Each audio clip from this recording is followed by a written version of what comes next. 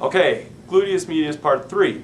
And what we're going to talk about here is problems with the clamshell exercise. And if you're having problems with it, don't feel bad. You are in the majority, okay?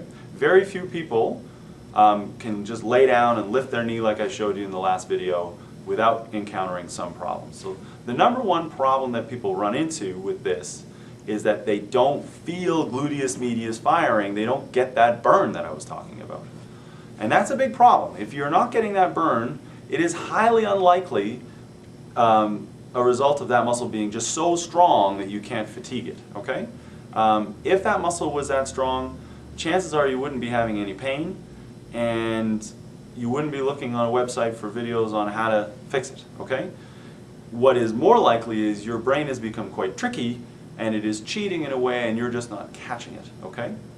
So, let's go back into the position now, and we're going to go over some common ways of cheating. So, the first thing is that if your hand isn't in the right position here, you might just be missing the fact that the muscles in the front are firing, and you're lifting up, and they're doing all the work, and gluteus medius isn't, and that's why you're not getting any fatigue with it. So, really make sure that you find that pointy bone, you're just below it, okay, into the muscles of the thigh, but not too far below it either. Now, sartorius is quite far towards the groin, towards the middle part, so make sure you're digging in close enough in through there. Now, some people, they can't even lift their knee off the other one without feeling contraction in there.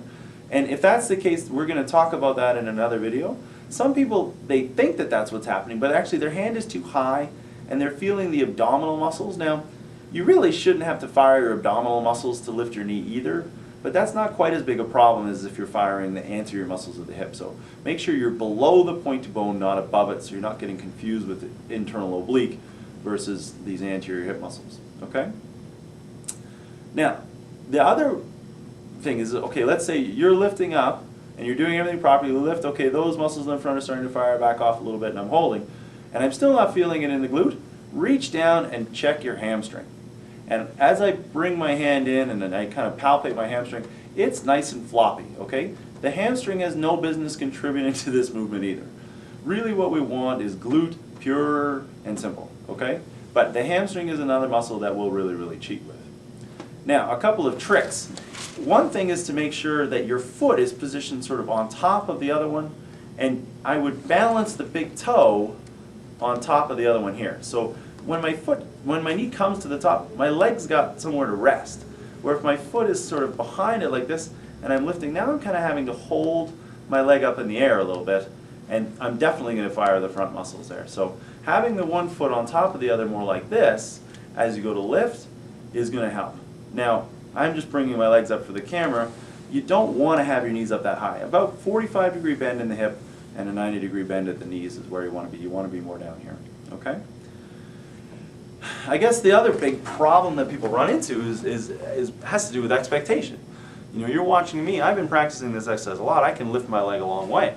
But if this is a problem for you, you may only be able to barely even separate your knees. And that's fine. If you stop there and you're doing it, if a little separation is all you can get without firing the muscles in the front, that's okay. Just hold there and do your repetitions, your 10 of 10 seconds. Within a week or so, you'll be lifting further and further. If you get impatient and you lift past the point where you control it and the muscles in the front are contributing, again, the pattern in the brain has not changed. And you will never get any higher up, okay? So it takes a lot of patience to do this properly, but the dividends are a much faster improvement, okay?